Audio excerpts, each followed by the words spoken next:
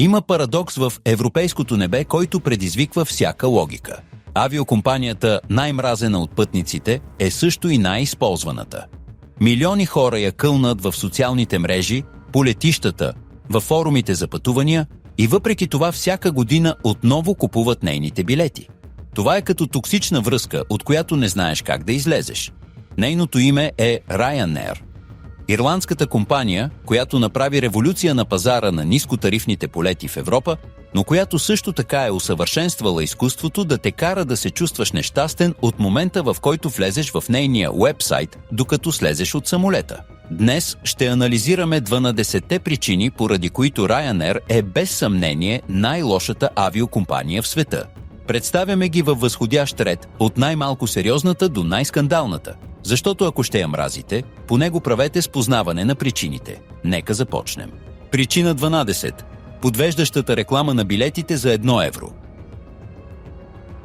Всичко започва с стръвта. Виждате реклама във вашите социални мрежи. Полети до Рим за 1 евро. 1 евро. По-малко от едно кафе. Мислите си, че е твърде хубаво, за да е истина и сте прави. Защото това евро е само отправната точка на една ескалация от такси, която превръща това, което изглеждаше като изгодна сделка, в значителен разход. Избирате датата, дестинацията и когато стигнете до количката, магията започва. Летищните такси, таксата за управление, плашането с карта, което във всеки друг сайт е безплатно, но тук струва пари. Ръчният багаж, който доскоро беше включен, а сега трябва да плащате. Седалката, която ако не избирате, ви разпределяте една на случайен принцип, вероятно в средата между двама непознати. Когато приключите тези 30 или 40 евро, които реално струва билетът, нямат нищо общо с еврото от рекламата. Стратегията на рекламната стръв не е нова, но Ryanair я издигна в категорията на изкуство. Европейските съдилища са ги глобявали многократно за подвеждаща реклама, а те продължават да го правят. Защото посланието прониква. Хората помнят полета за 1 евро, а не дребния шрифт. И това е първата причина, поради която Ryanair е най-лошата авиокомпания в света. Тя ви мами още преди да сте купили билета. Причина 11. Лабиринта на уебсайта. След като сте клъвнали на стръвта и влезете в техния уебсайт, започва второто действие на пиесата. Уебсайта на Ryanair е проектиран като лабиринт, където всяко кликване е капан. Искате да потърсите полет, но вече ви предлагат застраховка за пътуване с предварително избрано квадратче. Ако не го отмаркирате, а трябва да бъдете много внимателни, защото е с дребен шрифт и в цвят, който почти не се вижда, ще са ви я таксували без да забележите. След това идват опциите за седалка. Екрана ви показва плана на самолета с повечето седалки, маркирани като препоръчани. Ако не избирате нито една, ви разпределят една на случайен принцип, вероятно на средния ред между двама души, които вече са избрали своите. Но ако искате да имате минимум комфорт, трябва да платите. И всеки път, когато напредвате в процеса, се появява нова оферта. Приоритет при качване, допълнителен багаж, храна на борда, отпечатана бордна карта. Дизайнът е съзнателно объркваш. Бутоните за продължаване са големи и блестящи. Бутоните за пропускане на офертите са малки и сиви. Страницата зарежда бавно, за да не забележите екстрите, които са се добавили. И когато накрая стигнете до плащането, сумата, която виждате на екрана, няма нищо общо с тази, която ви показаха в началото. Много пътници са се оплаквали, че уебсайта на Ryanair е като казино. Влизате с банкнота от 10 евро и излизате похарчили 80, без да знаете много добре как. Причина 10. Ръчният багаж, бойно поле. Ако успеете да излезете от уеб-лабиринта с купения си билет, ви чака следващата битка – ръчният багаж. Ryanair води вечна война с куфарите на своите пътници. И както във всяка война, правилата се променят постоянно, за да объркат врага. В последните години Ryanair намали разрешените размери за ръчен багаж повече пъти от всяка друга авиокомпания. Това, което преди влизаше без проблем, сега трябва да се мери с рулетка. Това, което преди беше безплатно, сега струва пари. На някои летища имат едни метални шаблони, в които трябва да вкарате вашия куфар. Ако не влезе, плащате. Ако колелото стърчи 1 сантиметър, плащате. Ако дръжката е малко подебела, плащате. И ако не ви харесва, се сблъсквате с известното отношение на наземните служители, които изглеждат обучени да ви карат да се чувствате като престъпник. Най-лошото е, че правилата не са еднакви. Това, което важи в Дъблин, не важи в Мадрид. Това, което са ви оставили да премине на отиване на връщане, ви го таксуват. И ти като няма начин да се знае със сигурност, единствената сигурна опция е да се плати предварително. Така че накрая мнозинството завършва плашайки за багаж, който във всяка друга нискотарифна авиокомпания би бил включен. И Ryanair го знае. За това го прави. Причина 9. Регистрацията, която трябва да платите, ако я забравите. Pристигате на летището. Направили сте онлайн регистрация, защото в Ryanair тя е задължителна. Ако не сте я направили между 48 часа и 2 часа преди полета, имате проблем. Проблем, който се нарича неустойка. И това не е каква да е неустойка.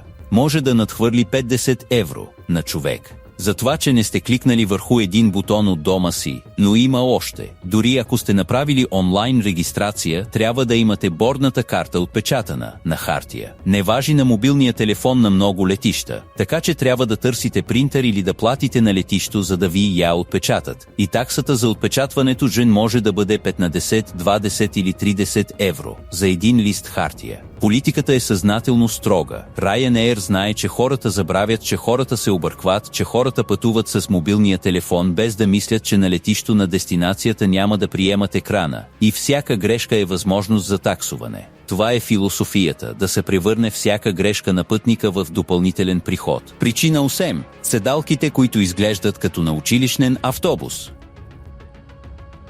Вече сте в самолета. Преодолели сте всички капани, сядате на вашата седалка и тогава осъзнавате. Пространството между вашето коляно и предната седалка е точно това, от което се нуждае човек с среден ръст, за да не му е неудобно. Но ако сте високи 1,80 м, ако носите обемно яке, ако имате дълги крака, имате проблеми. Седалките на Ryanair имат разстояние от едва 73 см в повечето от техните самолети. Това е едно от най-малките в индустрията. И сякаш това не е достатъчно. Много от техните Boeing 737 имат седалки, които не се накланят. Те са фиксирани. Мислете за училищен автобус, но във въздуха. В продължение на 2-3-4 часа според маршрута, без да можете да се помръднете, без да можете да се облегнете назад, с човека отзад, който се оплаква, ако се осмелите да подпрете главата си. Конфигурацията на седалките е проектирана с една единствена цел – да се вкарат максимален брой пътници възможно. Ryanair е стигнала до 1800 седалки в един Boeing 737.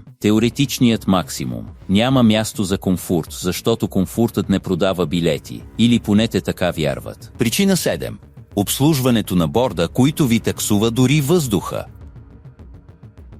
Самолета излита. Самолета е във въздуха. И тогава, сякаш е телевизионна реклама, екипажът става от местата си и започва спектакъла. Бутат количките, но не за да ви сервират нещо безплатно, за да ви продават. В Ryanair нищо не е безплатно на борда. Нито водата, нито шаша сок, нито кафе, нито дори пакетче ядки. Трябва да плащате за всичко. И цените не са точно народни. Малка бутилка вода може да струва 3 евро, сандвич 6, кафе 2,50. В полето 2 шиса, ако сте жадни, трябва да платите. Екипажът се превръща в амбулантни търговци. Преминават с количките отново и отново, предлагайки парфюми, одеколони и продукти за пътуване, лотария. Полета прилича повече на пазар, отколкото на транспортно средство. И междувременно пътниците, които само искат да стигнат до своята дестинация, се питат защо са платили това, което са платили, за да бъдат в витрина на колела. Най-лошото е, че тази политика не е случайна. Ryanair е изчислила, че важна част от нейните приходи идва от продажбите на борда. Затова стимулират екипажа да продава повече. И пътниците, които вече са платили за билета, багажа, седалката и бордната карта, трябва да плащат също и за да пият вода. До тук за момента тези причини вече обясняват защо Ryanair е най-мразената авиокомпания на континента. Подвеждащата реклама, лабиринтният уебсайт, войната за багажа, регистрацията капан, неудобните седалки, обслужването, което ви таксува дори въздуха. Но причините, които следват по-нататък, са тези, които наистина я превръщат в най-лошата в света.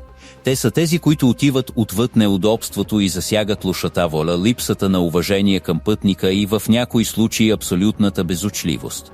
Подгответе се, защото първата ще ви остави без думи. И когато я научите, ще разберете защо милиони пътешественици се заклеват да не летят повече с тях, въпреки че накрая го правят. Причина 6. Точността, която никога не е точност. Ryanair продава своите полети сякаш са швейцарски часовници. В своята реклама те се хвалят, че са една от най-точните авиокомпании в Европа.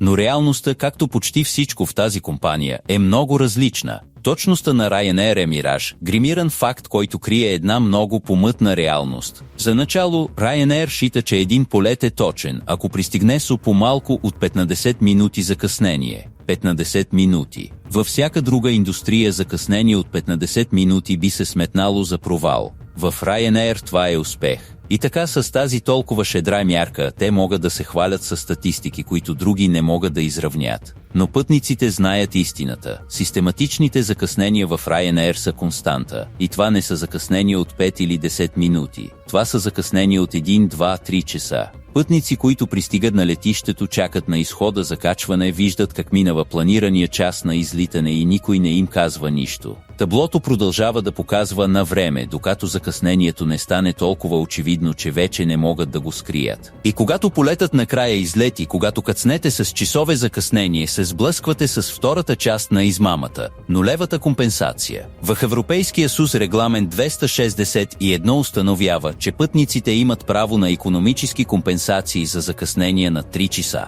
В това е закона. Ryanair го познава и прави всичко възможно да не го прилага. Извиненията са винаги едни и същи. Метеорологични причини, проблеми с въздушния контрол, извънредни обстоятелства. И с тези магически етикети те избягват своята отговорност. Пътниците, които рекламират, се сблъскват с бюрократичен лабиринт, проектиран така, че да се откажат. Формуляри, които не водят до никъде, автоматични отговори, които отказват компенсацията. И ако настоявате, ви предлагат ваучер за сумата на компенсацията, които да похарчите за бъдещи полети на Ryanair. Компенсация, която можете да ползвате само при тях. В това сякаш крадецът ви връща портфейла, но само за да похарчите парите в неговия собствен магазин. Причина 5. Обслужването на клиенти, което не съществува. Представете си, че всичко се е объркало. Вашият полет е закъснял, изгубили сте връзка или дори по-лошо, отменили са ви полета и сте блокирани на летище на стотици километри от вашата дестинация. Трябва да говорите с някого. Трябва ви помощ, информация, решение. В Ryanair това е невъзможно. Известният телефон за обслужване на клиенти на Ryanair е лошо изиграна шега. Обаждате се и слушате безкрайен запис, който ви казва да се консултирате с уебсайта. Ако успеете да говорите с оператор, обаждането струва цяло състояние на минута. И операторът, когато се появи, не може да направи нищо. Неговата работа е да ви каже, че съжалява да отидете на уебсайта да попълните формуляр.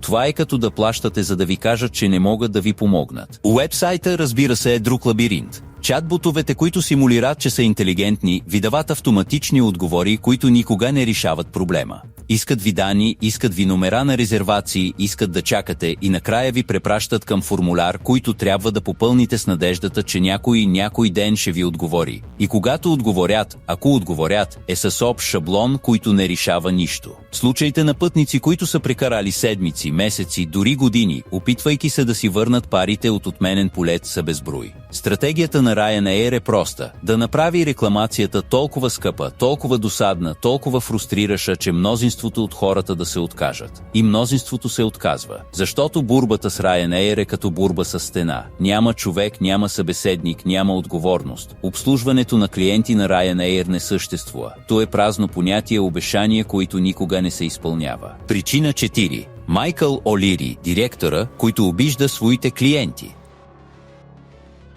Ако някога сте се питали откъде идва тази култура на презрение към пътника, отговорте има име и фамилия Майкъл О'Лири. Главният изпълнителен директор на Ryanair от 1994 година е архитекта на този бизнес модел, а също и неговият най-агресивен говорител. О'Лири не е директор, който крие своите мнения зад прес-съобщения. О'Лири обижда своите клиенти публично, с усмивка, знаейки, че камерите го записват. Във множество интервюта О'Лири е наричал глупави пътниците, които рекламират заради допълнителните такси. Казвал е, че ако не ви харесва неговата политика за багаж, вървете пеша. Предполагал е, че пътешествениците трябва да бъдат благодарни, че ги оставят да летят за толкова малко пари. Неговата философия се обобщава в една фраза, която е повторял до втръсване: ако не ви харесва, не летете с нас. Но Но проблемът не е само в това, което казва, а в това какво представлява това отношение. Олири е създал корпоративна култура, където пътникът не е клиент, а неудобство.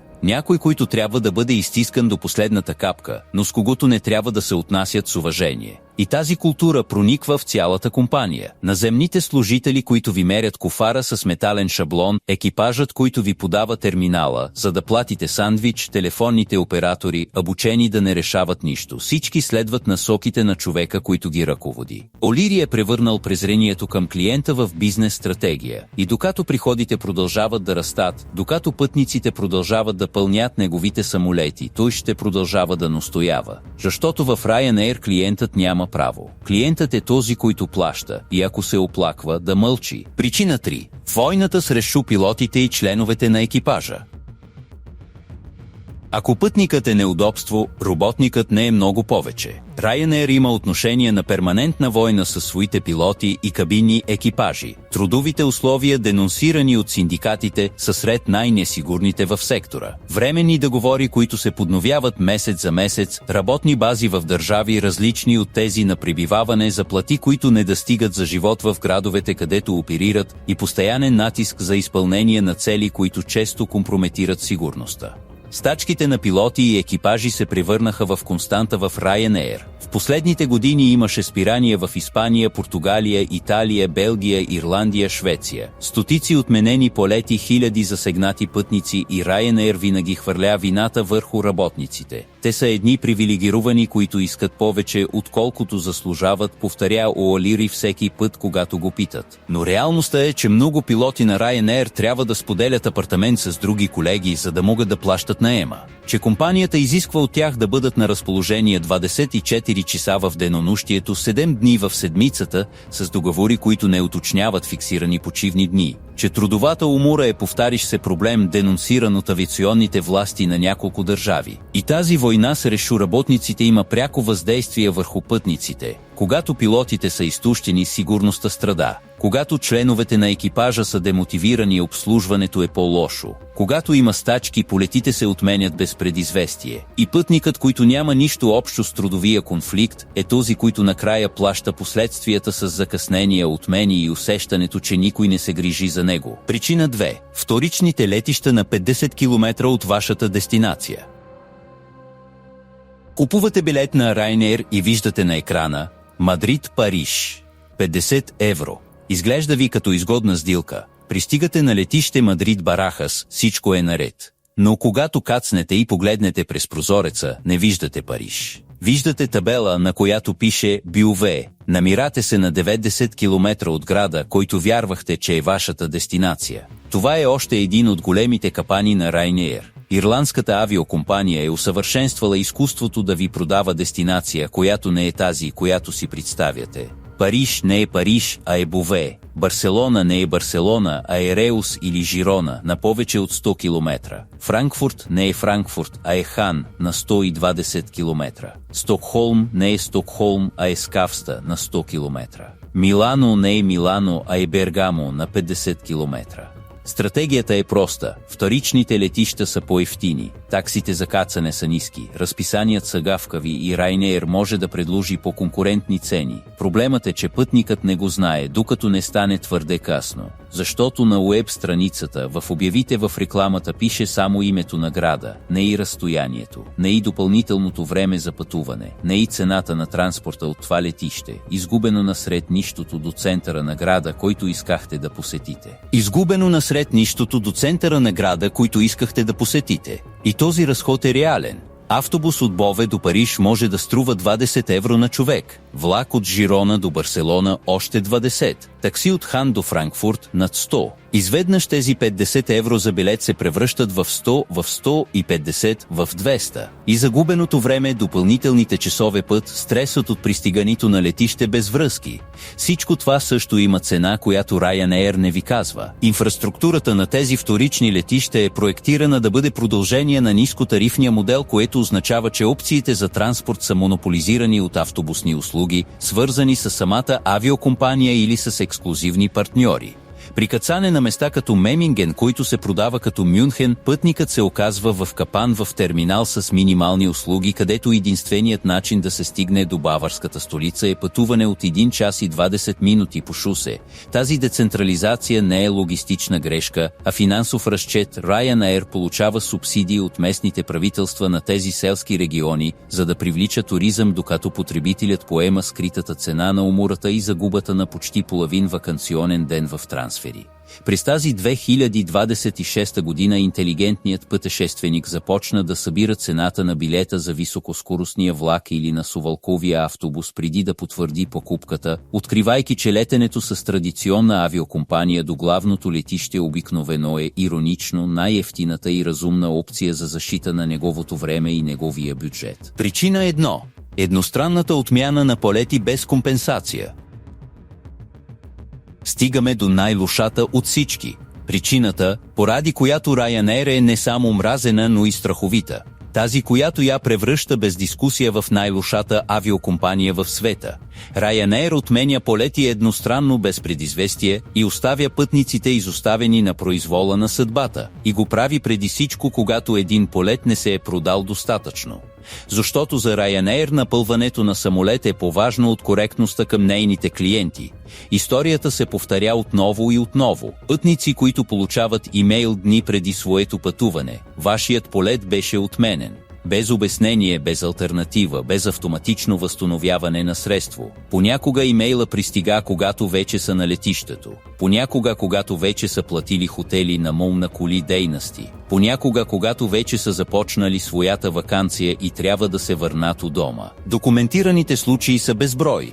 През 2017 година Ryanair отмени 20 000 полета за 6 седмици, засигайки 700 000 пътници. Извинението беше грешка в планирането на отпуските на пилотите. Хиляди хора, блокирани по летищата на цяла Европа, без информация, без настаняване, без опции. Ryanair предложи възстановяване на средства, да, но възстановяванията отнеха месеци, за да пристигнат. И много пътници никога не си върнаха парите, които бяха похарчили за хотели и други услуги, които вече не можеха да ползват. Но най-лошото не са масовите отмени, най-лошото е систематичната политика на отмяна на полети с малко търсени. Ако Ryanair е продала малко билети за един полет, тя го отменя. И на пътниците, които са го купили, предлага да летят в друг час, друг ден, друго летище. Ако не им върши работа, да рекламират, а рекламирането, както вече знаем, е почти невъзможно. Тази практика е незаконна в Европейския съюз. Нормативата 261 установява, че авиокомпаниите са длъжни да транспортират пътниците или да ги компенсират адекватно.